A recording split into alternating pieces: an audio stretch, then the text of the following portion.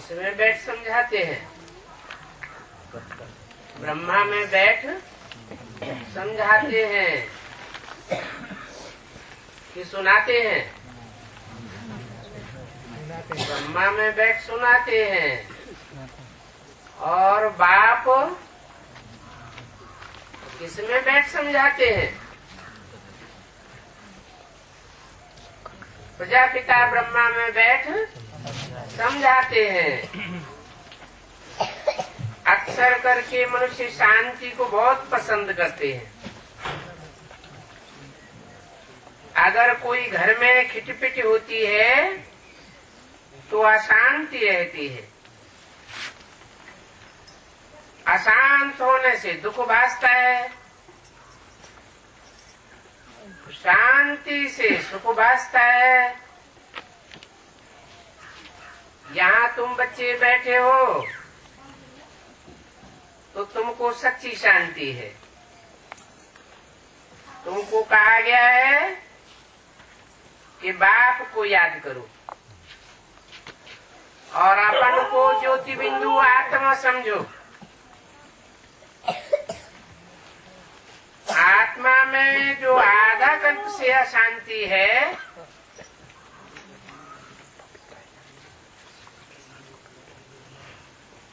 वो आत्म की स्थिति में रहने से निकल जाएगी। शांति के सागर बाप को याद करने पर तुमको शांति का वर्षा मिल रहा है। ये भी तुम जानते हो कि शांति की दुनिया और अशांति की दुनिया अलग अलग है। आसुरी दुनिया, ईश्वरीय दुनिया।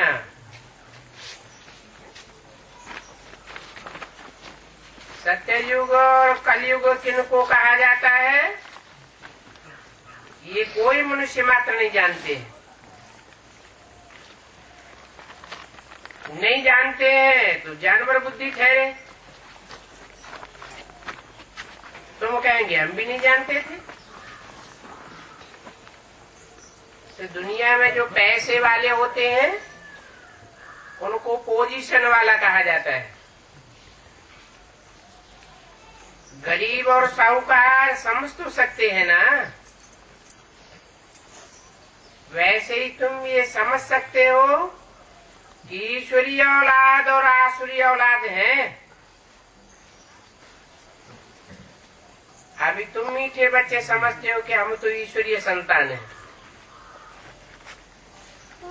ये तो पक्का निश्चय है ना। जानते हो कि आसुरी संप्रदाय अथवा औलाद किसको कहा जाता है? ये बात सिर्फ तुम ब्राह्मण बच्चे ही समझते हो, परंतु कभी कभी समझते हुए भी भूल जाते हो। तुम ब्राह्मण समझ सकते हो कि हम ब्राह्मण और ईश्वरीय संतान हैं, तो हर समय वो खुशी रहनी चाहिए। बहुत थोड़े हैं जो यथार्थ रीति समझते हैं। सतयुग में होते हैं दैवी संप्रदाय, उनको ईश्वरीय संप्रदाय नहीं कहेंगे। यहाँ संगम में होते हैं ईश्वरीय संप्रदाय और कलयुग में है आसुरी संप्रदाय। पुरुषोत्तम संगम युग पर आसुरी संप्रदाय बदली होती है, क्योंकि अभी हम शिव बाबा की औलाद बने हैं। बीच में भूल गए थे, अभी फिर इस समय बन जाना है कि हम शिव बाबा की संतान हैं। वहाँ सतयुग में होते हैं तो अपन को ईश्वरीय औलाद नहीं कहलाते हैं। वहाँ है दैवी औलाद। उनके पहले हम आसुरी औलाद थे।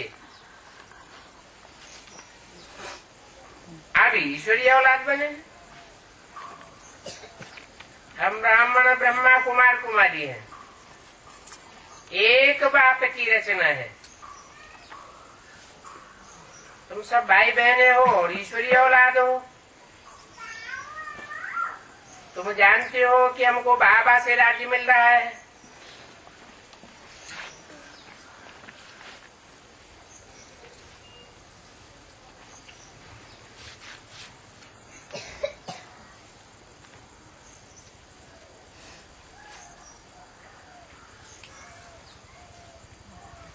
कलयुग है दुखधाम।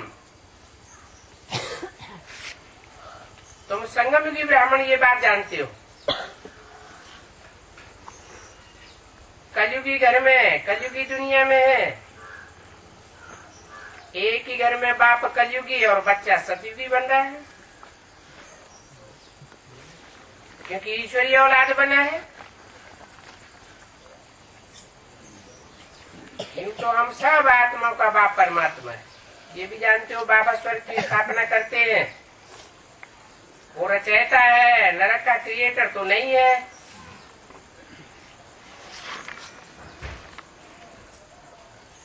तो उनको कौन नहीं याद करेंगे। तो मीठे मीठे बच्चे जानते हो, बाप अभी स्वर्ग की स्थापना कर रहे हैं। कैसे? स्वस्थिति से स्वर्ग की स्थापना। और नरक की स्थापना कैसे होती है?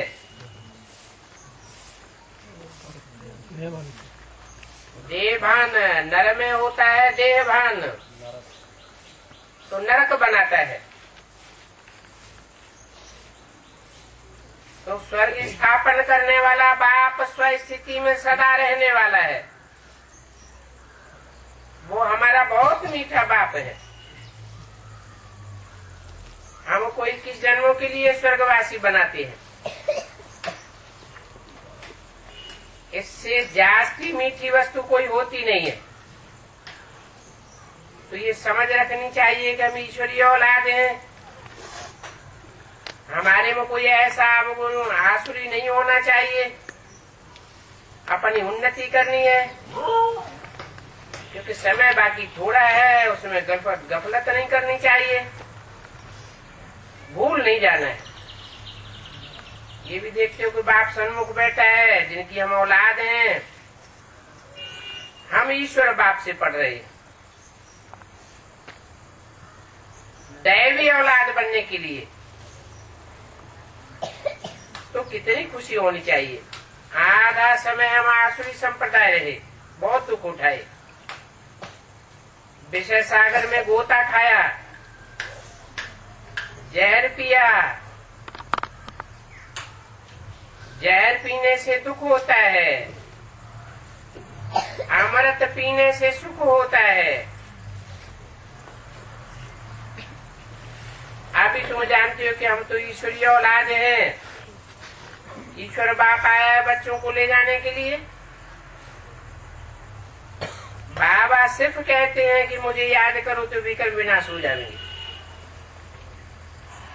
बाबा आया ये सबको ले जाने के लिए।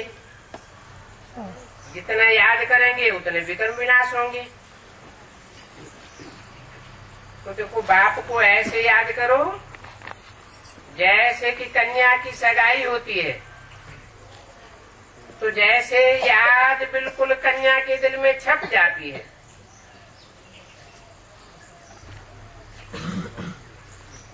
फिर बच्चा पैदा होता है तो बच्चे की याद दिल में छप जाती है।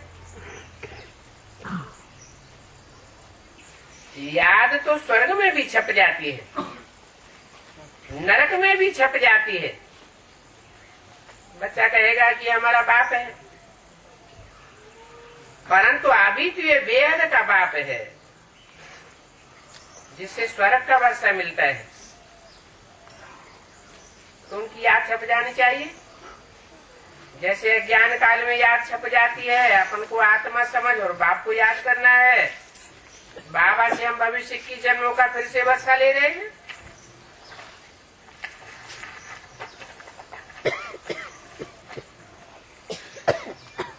से 66 की वाणी का दूसरा पेज। बुद्धि में वर्षा याद है, ये भी जानते हो कि मरना तो सबको ही है, एक भी बचने वाला नहीं है। जो जीते जी नहीं मरेंगे तो शरीर से मरना पड़ेगा। सब चले जाएंगे। ये सिर्फ तुम ब्राह्मण ही जानते हो। ये पुरानी दुनिया गई कि गई, परंतु इस दुनिया के जाने के पहले हमको पूरा पुरुषार्थ करना है। जबकि हम ईश्वरीय औलाद हैं तो अथाह खुशी होनी चाहिए। बाप कहते हैं कि बच्चे अपनी खातिर अपना जीवन तो हीरे जैसा बना लो।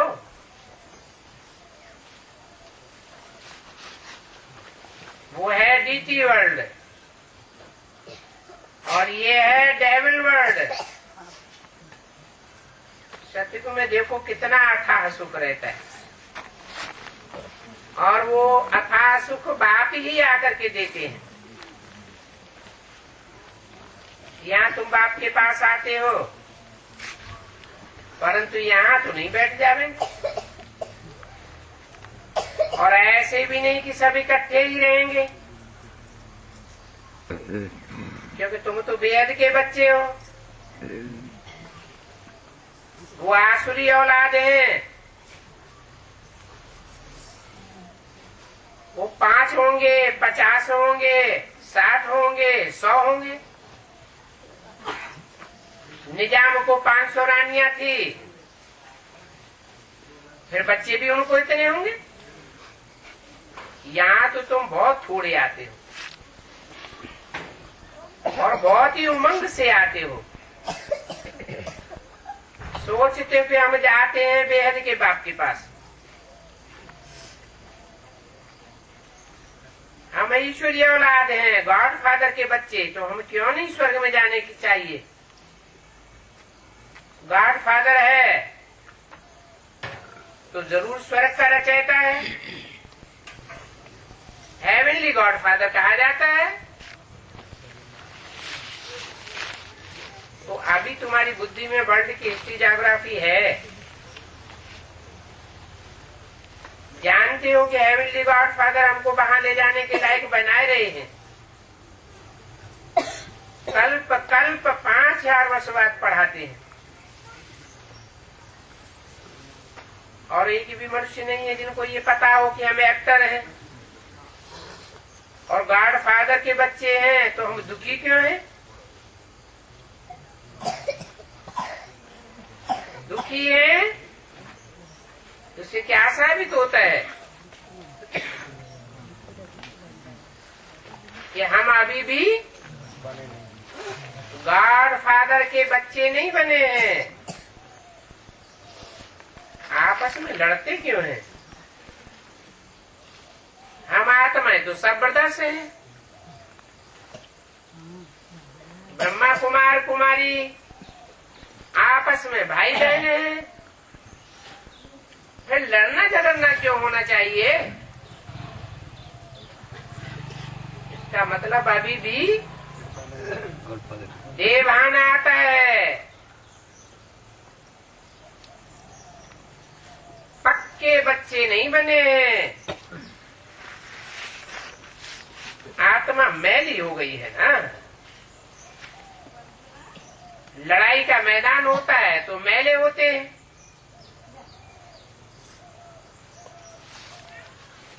फिर देखो एक दो में कैसे लड़ते हैं।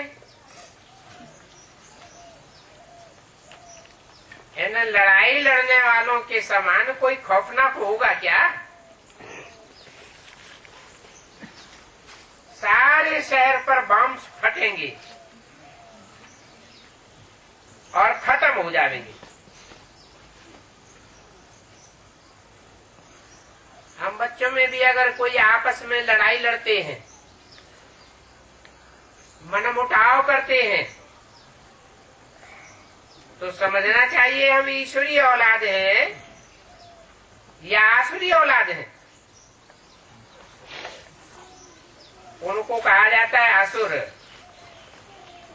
इनको जो आपस में लड़ते हैं, राक्षस कहा जाता है। ब्रदर्स होकर आपस में कैसे लड़ते रहते हैं, लड़कर ही सारे खत्म हो जाएंगे। यहाँ तो हम बाप से वर्षा ले रहे हैं।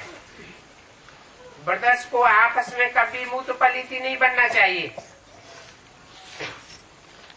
लून पानी नहीं होना चाहिए। यहाँ पर तो देखो बाप से भी लून पानी होते रहते हैं, अच्छे अच्छे बच्चे भी लून पानी हो जाते हैं।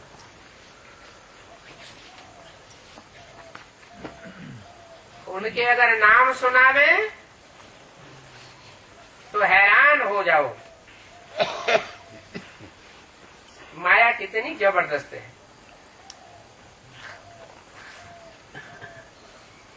आपस के मनमुटाव में आकर के बाप को कब पत्र भी नहीं लिखते। तो समझता हूँ कि क्या हो गया बच्चे को, क्या वो मर गया। माया ते जीते जीत, माया ते हारे हार। बाप खुद कहते हैं बच्चे दो अक्षर ही सही, लेकिन बाप को पत्र लिखो तो सही। ऐसे भी बहुत है जो बिगर किसी के कहे, बिगर पूछे ही एक दो को याद प्यार लिख देती है।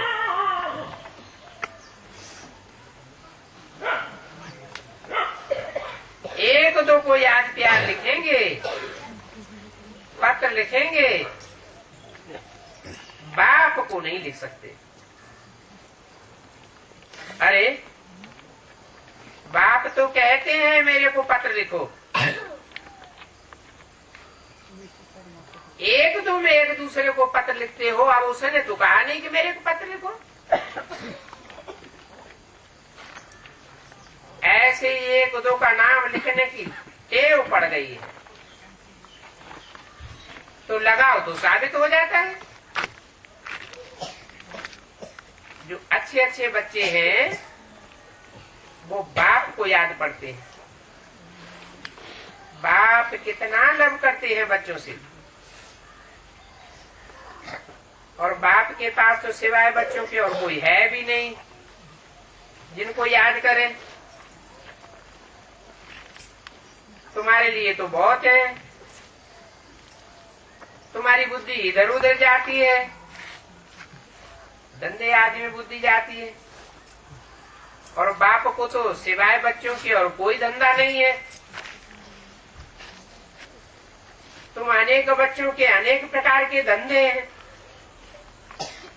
और बाप का तो एक ही धंधा है।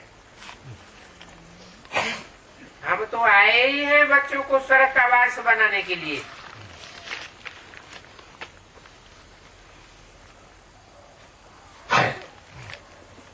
क्या बाप की पहचान बताई?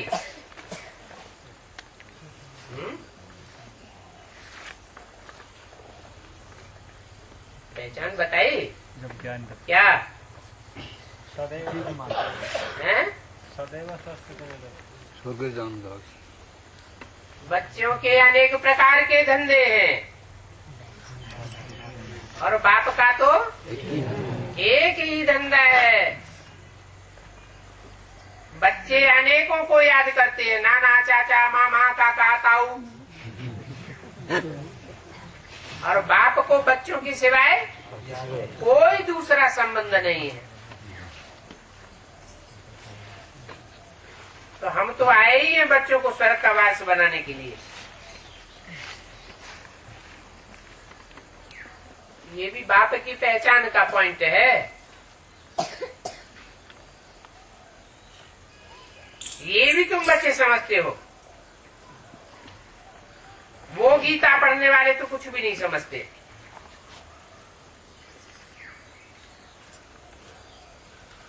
इनको बाप ने ज्ञान दिया, इनको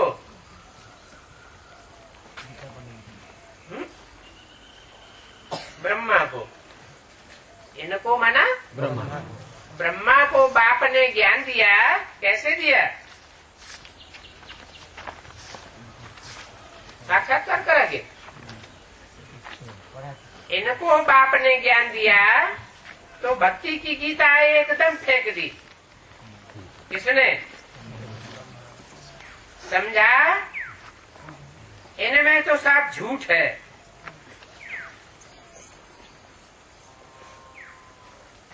अभी इनको हम क्या करेंगे?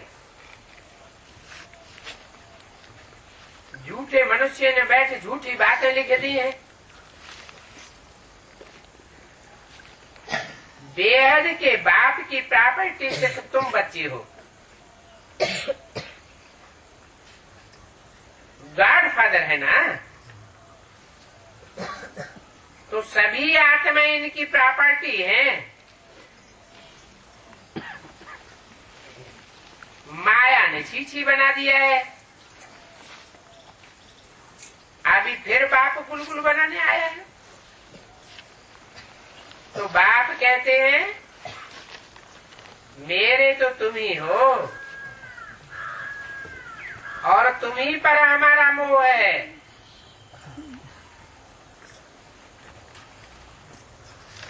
इन पर कौन? तुम बच्चों सन्मुख बैठे जो पढ़ते हैं, जो पूरे 84 जन्म लेने वाले बच्चे हैं, यही इसी शरीर से बाप से वर्षा लेते हैं। उनके लिए कहते हैं चिट्ठी नहीं लिखते हो तो बाबा को होना आता है। अच्छे अच्छे बच्चों को चिट्ठी नहीं आती है तो समझता हूँ कि अच्छे अच्छे बच्चों को भी माया एकदम खत्म कर देती है। जरूर दे अभिमान है जो बाप को पत्र भी नहीं लिखते। बाबा कहते रहते हैं बच्चे अपने खुश खैरियत लिखते रहो। बाबा ऐसी बात पूछते हैं जो दुनिया में कोई नहीं पूछते। बाप पूछते हैं तुमको कहीं माया तो हैरान नहीं करती है? बहादुर बन करके माया पर जीत पहनो, क्योंकि तुम युद्ध के मैदान में हो। कर्मेंद्रियों को ऐसा बस में करना चाहिए जो कैसी भी माया परीक्षक रूप में आ जावे तो भी तुमको चंचलता नहीं आवे। सतयुग में तो सभी कर्मेंद्रियां बस में रहती हैं।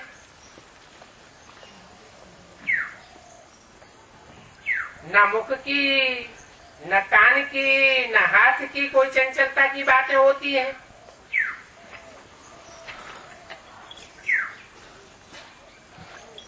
वहां तो कोई भी चीज गंदी नहीं होती। 18 जून 1967 की वाणी का 3रा पेज। यहाँ योग बल से कर्मेंद्रियों पर कंट्रोल करते हो और वहाँ भोग बल से कर्मेंद्रियां शांत हो जाती हैं, चंचल हो जाती हैं। बाप कहते हैं कोई भी गंदी बात पहले नहीं होती है।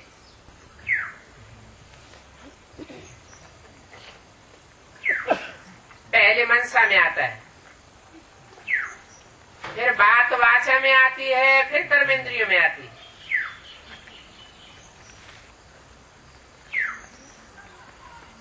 मनसा में तो आवेगा।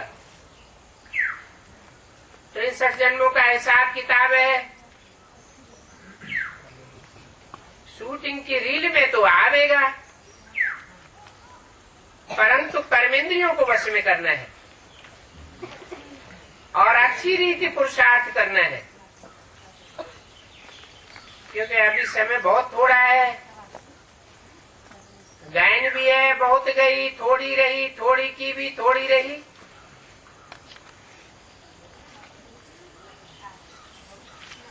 नैया बनती रहती है, मकान बनता रहता है। तो ये बुद्धि में रखना है कि बाकी थोड़ा समय है।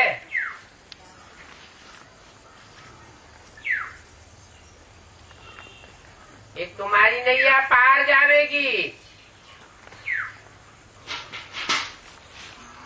नई 60 रूपी मकान तैयार हो जाएगा।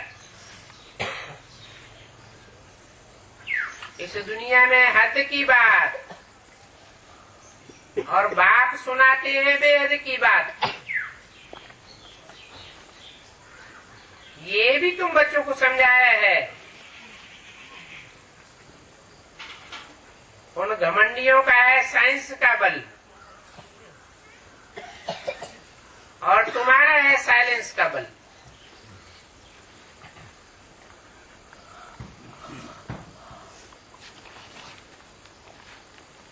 उनको घमंडी क्यों कहा?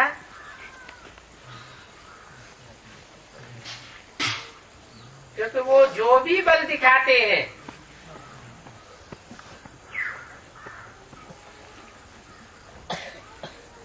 वो सारा उनका बल प्रत्यक्ष हो जाता है और तुम्हारे में जो भी बल इकट्ठा हो रहा है वो सब गुप्त इकट्ठा हो रहा है।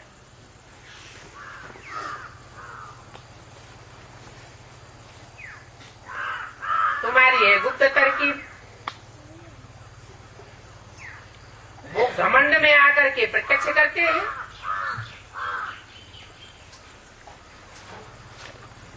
तो आत्माभिमानी हो, आत्मा भी गुप्त है तो तुम्हारा पुरुषार्थ भी गुप्त है।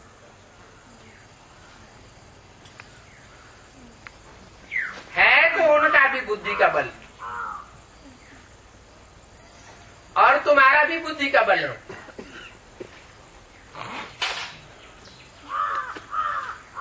वो बुद्धि के बल से नई नई बातें इजाज करते हैं और तुम भी बुद्धि के बल से बाप को याद करते हो।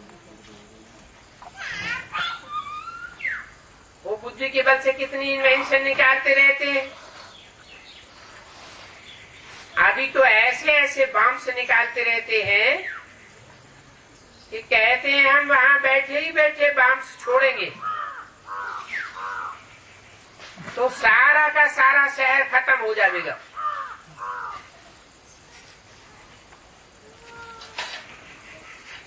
फिर तो एरोप्लेन आदि कुछ भी काम में नहीं आवेंगे।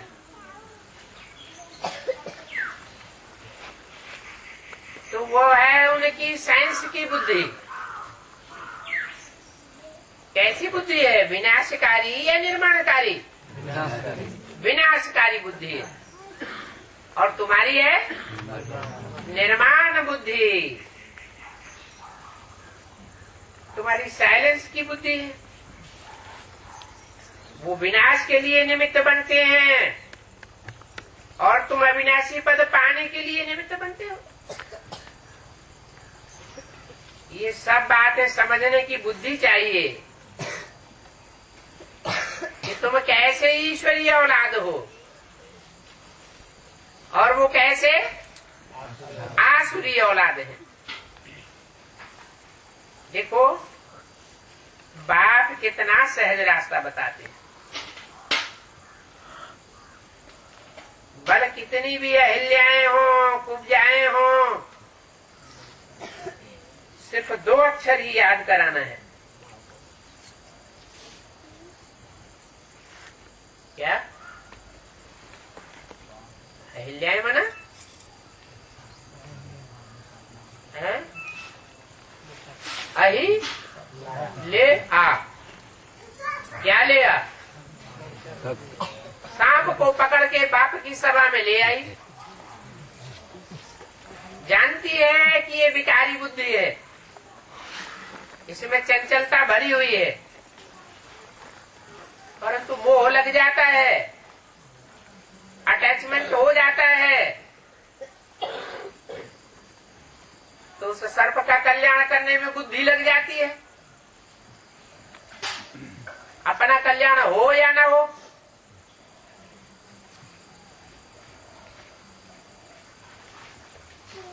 अहिल्या बुद्धि बन जाती है,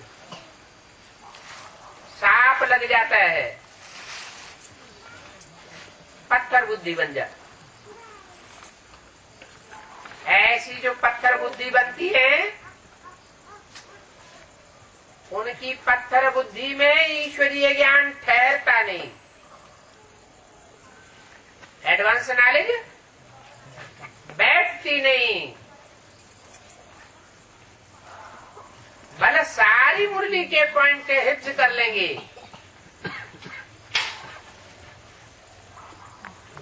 लेकिन ज्ञान की गहराई का पॉइंट उनकी बुद्धि में नहीं बैठता। ऐसी ऐसी जो अहिल्याएं बनती हैं,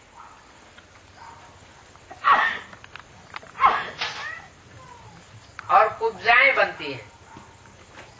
कुब्जा माना जिनकी रीढ़ की हड्डी टूट जाए, बैकबोन बाप दादा उनकी मदद न कर पाए,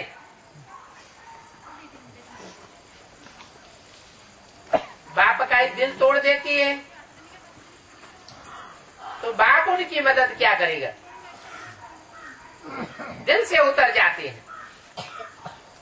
फिर भी बाप रहम दिल है, तो कहते हैं कि भले कितनी भी अहिल्याएं और कितनी भी कुब्जाएं बन जाती हैं,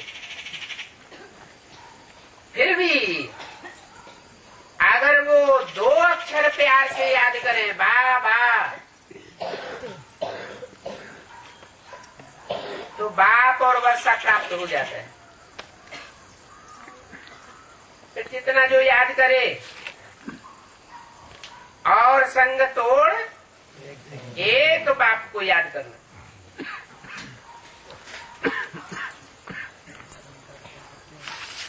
बाप कहते हैं, जब मैं अपने घर में था तो तुम भक्ति मार्ग में कितना पुकारते थे,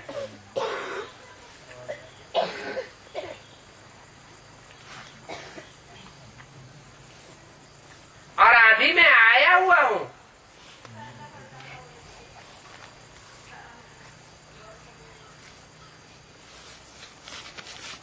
तो पत्र भी नहीं लिखते। भक्ति मार्ग में कहते थे, बाबा आप आवेंगे तो हम सब कुछ कुर्बान करेंगे, हम बलिहार जावेंगे।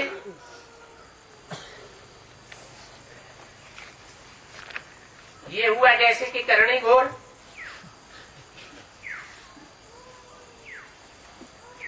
करणी घोर ब्राह्मण होते हैं ना, कोई मरता है तो उनका जो भी पुराना सामान होता है वो सब करणी घोर ले जाते हैं। ये बाप भी करणी घोर ब्राह्मण बन करके आया हुआ है, परंतु बाप लेकर के क्या करेंगे?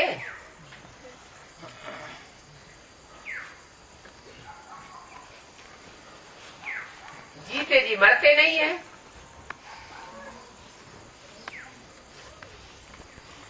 ये तो बेहद के मरने की बात है। जो जीते जी मरते हैं उनका पुराना कफन बाप ले लेते हैं।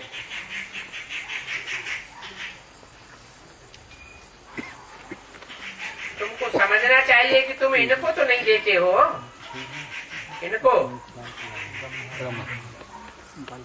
ब्रह्मा को कहेंगे सिर्फ, तो इसको, और इनको कहा तो राम कृष्ण दोनों की तरफ इशारा है, चाहे मुकर्रर रथ है चाहे टेम्परेरी रथ है। तो तुम इनको तो नहीं देते हो, इसने भी तो सब कुछ दे दिया ना। किसने? ब्रह्मा ने। ये थोड़े ही यहाँ बैठ करके महल आदि बनावेंगे।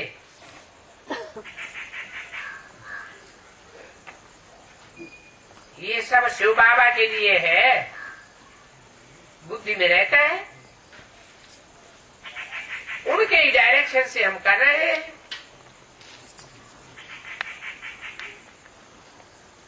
वो शिव बाबा करनहार भी है और करावनहार भी है। किसके द्वारा करनहार? ब्रह्मा द्वारा करके दिखाता है। बच्चे करें या न करें, खुद करके दिखाता है। उसको कहते हैं करनहार।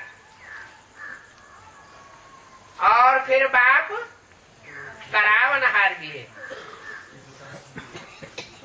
खुद करे या न करे, लेकिन बच्चों से करा के छोड़ेगा। बच्चे कहते हैं बाबा हमारे लिए एक आप ही है। आपको तो इतने ढेर बच्चे हैं। बाबा फिर कहते हैं हमारे लिए सिर्फ तुम बच्चे हो।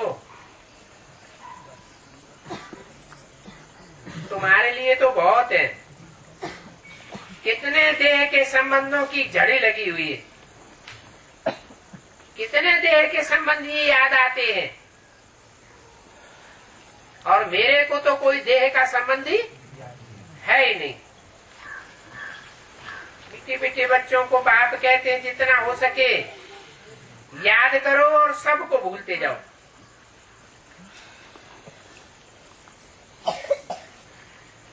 स्वर्ग की राजाई का माखन तुमको मिलता है।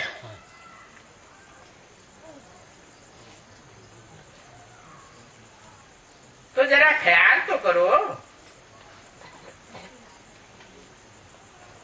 कैसे ये खेल की रचना है। तुम सिर्फ बाप को याद करते हो और सुदर्शन चक्रधारी बनने पर चक्रवर्ती राजा बनते हो। अभी तुम बच्चे प्रैक्टिकल में अनुभवी हो इस बात के।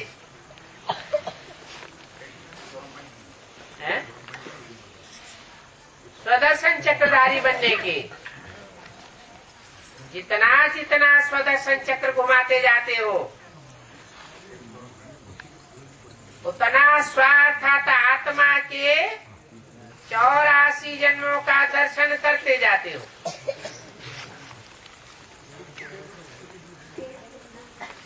मनुष्य तो समझते हैं भक्ति परंपरा से चली आती है और विकार भी परंपरा से चले आए हैं। समझते हैं कि रामकृष्ण भी विकारी थे, विकारों से बच्चे पैदा करते थे।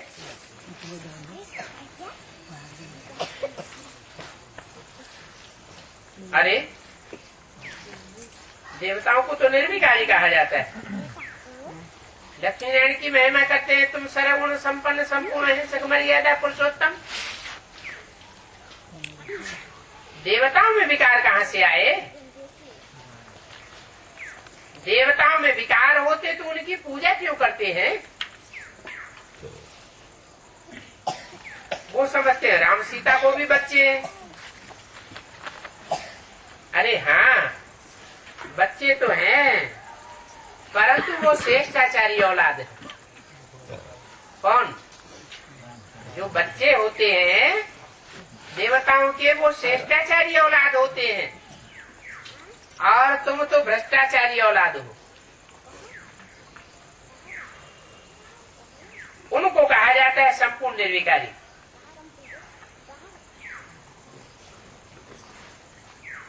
यहाँ पर तो सब है संपूर्ण विकारी।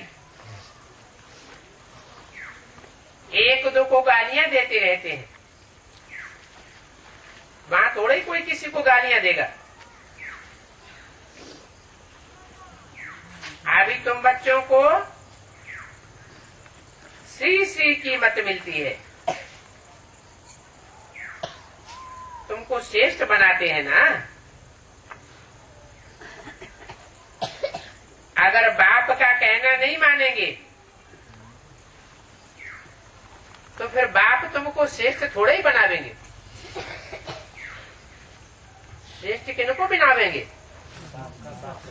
84 जन्म लेने वाला पक्का देवता किनको बनावेंगे? जो बाप के फरमान बरदार आज्ञाकारी बच्चे होंगे। फरमान बरदार आज्ञाकारी बच्चे वो ही होंगे जिन्होंने बाप को पक्का पक्का पहचाना होगा। पहचाना नहीं होगा तो अवज्ञा करेंगे, नाफरमानी करेंगे।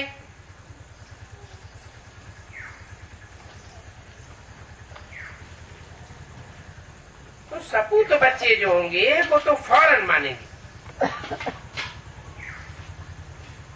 और जो कपूत होंगे वो आनाकानी करेंगे। बाप को पूरी मदद नहीं देते हैं तो अपने को ही घाटा डालते हैं।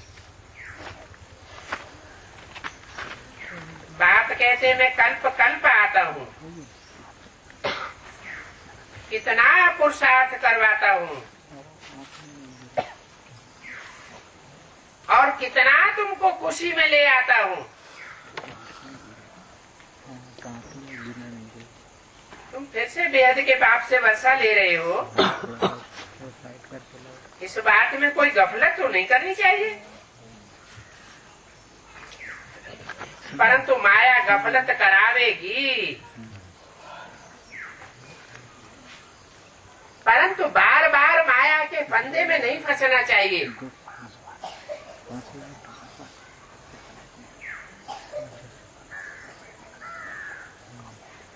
माया से ही लड़ाई होती है। बहुत बड़े बड़े तूफान आवेंगे,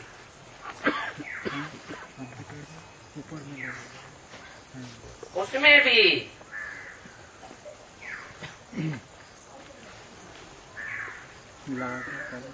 काम बिगाड़ का बार जास्ती होता है। माया रुस्तम से रुस्तम होकर के लड़ेगी। जैसे वैद्य दवा देते हैं तो वैद्यों की दवा लेने से बीमारी बाहर निकल पड़ती है। यहाँ भी बाप कहते हैं कि मेरे बनेंगे तो माया और ही वार करेगी। कहते हैं बेसिक नॉलेज में इतने तूफान नहीं आते थे, एडवांस ज्ञान लेने पर इतने तूफान क्यों आते हैं? जरूर ये ज्ञान झूठा है। अरे ज्ञान झूठा नहीं है, ये हिसाब है।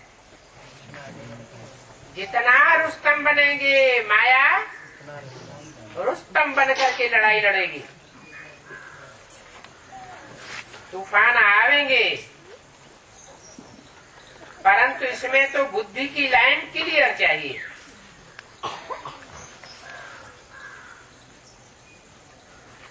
हम पहले नंगे आए थे, पवित्र थे, फिर आधा कल्प से अपवित्र बने। अभी हमको फिर वापस जाना है। बाप कहते मुझे याद करो तो इस योग अग्नि से तुम्हारे विकर्म विनाश हो जाएंगे। और जितना याद करेंगे उतना ऊंच पद पावेंगे। एक पुरुषार्थ याद का एक सब्जेक्ट और कितने फायदे? एक तो जन्म जन्मांतर के पाप कर्म भस्म हो जाएंगे और दूसरा जितने जास्ती पाप कर्म भस्म होंगे उतना उच्च पद पावेंगे। याद करते करते तुम घर चले जाएंगे।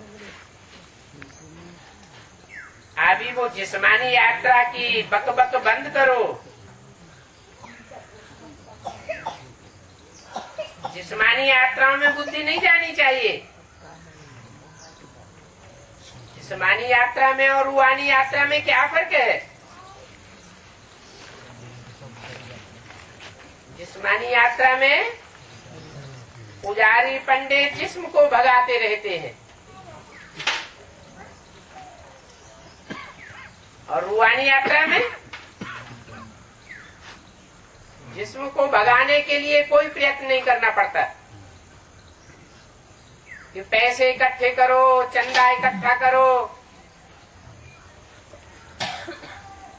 यहाँ पहाड़ पर चलो। क्या करना पड़ता है? बुद्धि का परिवर्तन होता है। रूहानी यात्रा में बुद्धि ऐसी खींची चली जाती है कि तन मन धन सब उस ओर खींच जाता है। कहने की दरकार ही नहीं पड़ती कि तीर्थ यात्रा में चलो। ये अंतर है रूहानी यात्रा में और जिस्मानी यात्रा में।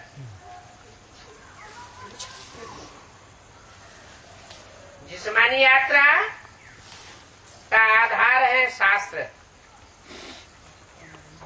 और रूहानी यात्रा का आधार है बाप की याद और बाप की वाणी। तो बाप कहते हैं इन शास्त्रों की बकबक बंद करो, बिल्कुल अंतर्मुखता चाहिए। तुम कहते ही हो पतित पावन ज्ञान का सागर,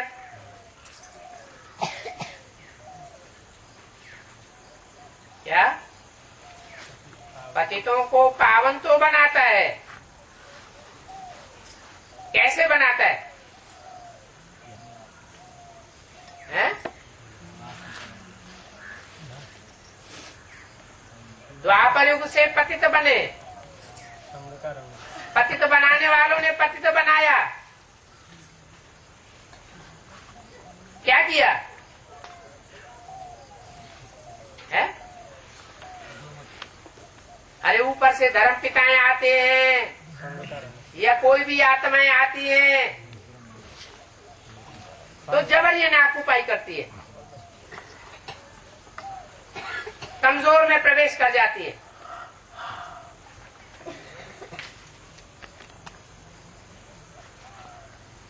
दुनिया में जो भी धर्म स्थापन हुए हैं वो जिस्मानी धर्म है, जिस्मानी ताकत के बल पर स्थापन हुए हैं।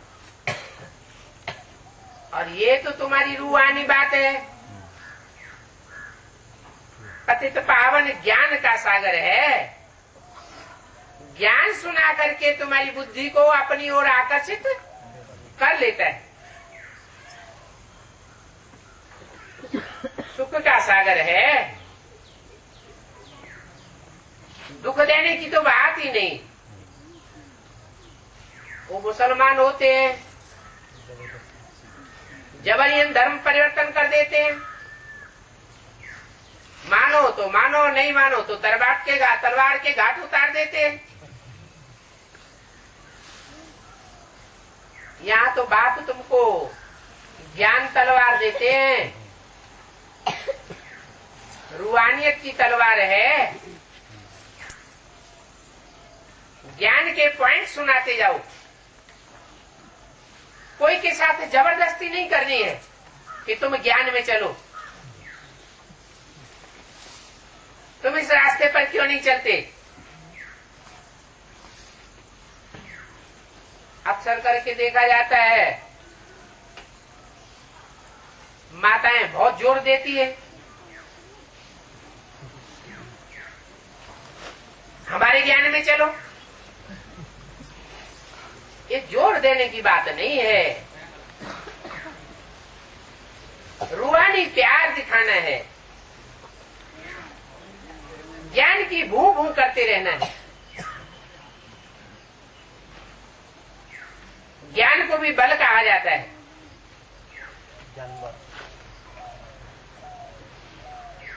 ज्ञान की बात ऐसा कोई पॉइंट बुद्धि में बैठ जाएगा कि आत्मा उछल पड़ेगी। तो बाप भी ज्ञान का सागर है। अज्ञान के सागर होते हैं गुरु लोग। वो जबरियन धर्म परिवर्तन करना सिखाते हैं। बाप तो शांति का सागर है, सुख का सागर है, दुख देने लेने की बात ही नहीं। बाप कहते हैं जो कुछ मेरे पास है वो मैं तुम सबको सब कुछ देता हूं, अपने पास कुछ भी नहीं रखता। सिर्फ एक बात है, दिव्य दृष्टि की चाबी नहीं देता हूं। क्या सब कुछ तुमको ज्ञान दर्शन सारे ही तुमको सौंप देता हूं।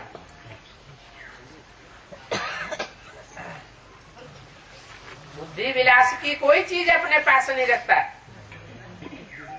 सिर्फ दिव्य दृष्टि की चाबी अपने पास रखता हूं। उसके बदले मैं तुमको विश्व का मालिक बना देता हूं। ऐसे तो साक्षात्कार में कुछ है नहीं। ये क्या बात हुई? साक्षात्कार में कुछ है भी नहीं। दिव्य दृष्टि से ही साक्षात्कार होता है। फिर बाबा दिव्य दृष्टि की चाबी क्यों नहीं देते हैं? ज्ञान सारा ही दे देते। जो ज्ञान बाप में है वो सारा ज्ञान बच्चों की बुद्धि में उड़ेल देते हैं। दिव्य दृष्टि की चाबी नहीं देते। क्यों?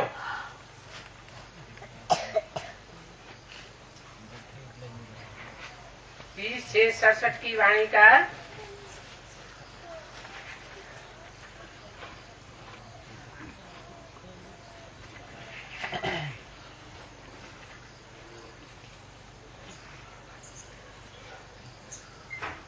रात्रि क्लास। रूहानी बाप को जितने बच्चे होते हैं उतने बच्चे और कोई को हो नहीं सकते। ऐसा कोई बाप नहीं होगा जो कहेंगे कि सब आत्माएं हमारे बच्चे हैं।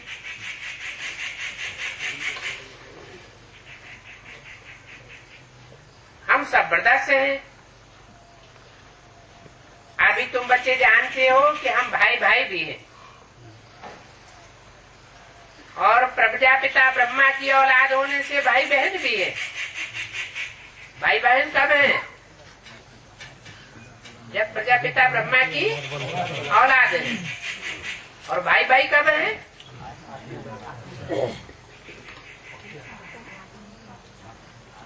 जब आत्म की स्थिति वाले हैं तो आत्मा आत्मा भाई भाई है। उनकी यादगार क्या है? आत्मा आत्मा याद, आत्मा आत्मा भाई भाई की यादगार क्या है? और भाई बहन की यादगार क्या है? विजयमाला है भाई बहन और रुद्रमाला है भाई भाई की यादगार। तो हम भाई भाई भी हैं, भाई बहन भी हैं। अभी भाई बहनों को वर्षा मिलना चाहिए बाप से, और किस बाप से वर्षा मिलेगा? अगर प्रजापिता ब्रह्मा को कहें तब तो भाई बहन के हिसाब से सिर्फ भाइयों को ही वर्षा मिलता है क्या? भक्ति मार्ग में 63 जन्म वर्षा मेल्स को मिलता रहा या फीमेल को भी मिला है? मेल्स को वर्षा मिलता रहा। ये तो आखिरी जन्म में अभी बाप आए हैं तो गवर्नमेंट ने भी कानून बनाई दिया है कि फीमेल्स को भी वर्षा मिलना चाहिए। रूहानी बाप के आने का कितना प्रभाव हो जाता है। अगर शिव बाबा कहें तो भी आत्माएं बच्चे ठहरे, सबको वर्षा मिल जाता। प्रजापिता ब्रह्मा के बच्चे भाई बहन हो जाते हैं तो बहन को वर्षा मिल जाता, ऐसे नहीं कहे। प्रजापिता ब्रह्मा के बच्चे हैं तो बहनों को वर्षा नहीं मिलता। अभी तुमको प्रजापिता ब्रह्मा से तो वर्षा नहीं मिलना है क्या?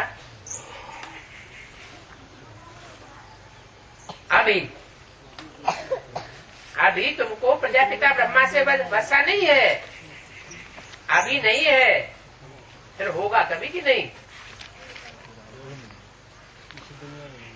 वर्षा मिलता है शिव बाबा से। अविनाशी ज्ञान रत्नों का वर्षा ज्ञान सागर शिव बाबा ही तो देते हैं, प्रजापिता देता है क्या? प्रजापिता हो या ब्रह्मा हो, ये तो खुद ही बुद्धू बन जाते हैं आखिरी जन्म में। ब्रह्मा वर्षा नहीं देते हैं।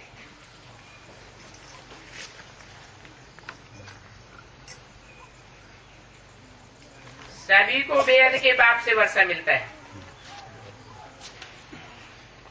वही ज्ञान का सागर है।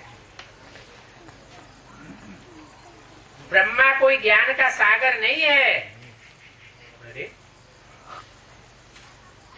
बार बार ब्रह्मा को क्यों बोलते, प्रजापिता को क्यों नहीं बोला?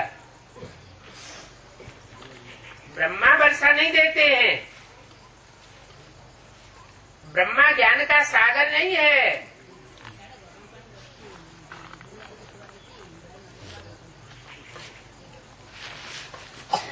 ये भी पॉइंट बच्चों को सुनानी थी कि पूज्य शिव बाबा की पूजा होती है, ब्रह्मा की पूजा नहीं होती। पूजा शरीर की होगी या बिंदी की होगी? तो शिव बाबा की पूजा कैसे होती है? ब्रह्मा के तन में प्रवेश करता है तो पूजा होती है, पूजा नहीं होती। फिर कार्य को संपन्न करके जाता है। तो वो शरीर कौन सा निमित्त बनता है? प्रजापिता निमित्त बनता है। इसलिए बोला ब्रह्मा के फोटो नहीं रखो। क्या ब्रह्मा का फोटो रखेंगे तो पतित बन पड़ेंगे। पूज्य शिव बाबा की पूजा होती है और तुम बच्चे तो हो ही शालिग्राम। शालिग्रामों की भी पूजा होती है। कब है? शालिग्राम की पूजा तब होती है जब उनका छिलका देह भान का उतर जाता है। टीका लगाते हैं तो मस्तक पर छिलके उतारे हुए चावल लगाए देते। तो तुम देखो देवता बनते हो, आत्मा प्योर बन जाती है तो पवित्र आत्मा पूजी जाती है। और साथ साथ तुम इस पढ़ाई से देवता बनते हो, काहे के साथ साथ आत्मा बनने के साथ साथ। तो देवता रूप में भी पूजे जाते हो और शालिग्राम रूप में भी पूजे जाते हो। मेरी तो एक ही रूप में पूजा होती है, लिंग रूप में, निराकार रूप में। और तुम्हारी तो डबल पूजा है। शालिग्राम रूप में भी तुम्हारी पूजा होती है और साकार रूप में भी तुम्हारी पूजा होती है। शिव बाबा तो एक ही पूज्य, वो देवता नहीं बनते हैं, तुम देवता बनते हो।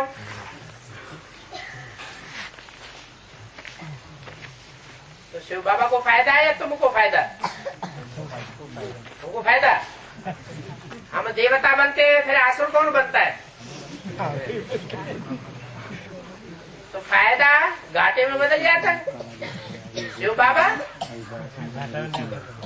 न घाटे में जाता है न फायदे में जाता है, वो देवता नहीं बनते हैं। सिर्फ एक की ही पूजा होती है, तुम 2 बार पूज्य बनते हो। एक आत्मिक रूप में पूज्य बनते हो, शालिग्राम में पूजा रूप, शालिग्राम रूप में पूजा होती है, और दूसरे साकार शरीरधारी देवता बनते हो, पवित्र इंद्रियों वाले, तो भी तुम्हारी पूजा होती है। तो देखो, इस बात में भी तुम्हारा पद जास्ती है। ये पॉइंट्स बच्चों को ही सुनानी होती है। दूसरे धर्म वाली आत्माओं की बुद्धि में ये बातें बैठेंगी नहीं, क्योंकि तो इस जन्म में पवित्र बनते ही नहीं है, और नए तो कोई बहुत मुश्किल से समझेंगे। तो नयों को तो पहले पहले बाप की महिमा और भारत की महिमा सुनानी चाहिए। किसकी किसकी?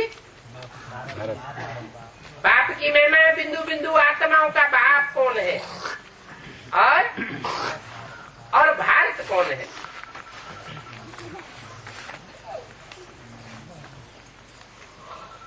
रामायण की सारी कहानी भारत पर है, सिर्फ समझाने का खेल चाहिए। तो सारी कहानी भारत पर है या राम पर है? रामायण की सारी कहानी किस पर है? राम पर। नाम ही है रामायण। आयन माना घर, रामायण माना राम का घर। घर में कौन वास करता है? घर में जो मालिक होता है वो मालिक वास करता है, उसका परिवार वास करता है। तो रामायण में सारी महिमा भारत की है। इसका मतलब जो राम है वो ही भारत है। तो तुमको भारत की महिमा करनी चाहिए और बाप की महिमा करनी चाहिए। ओम शांति।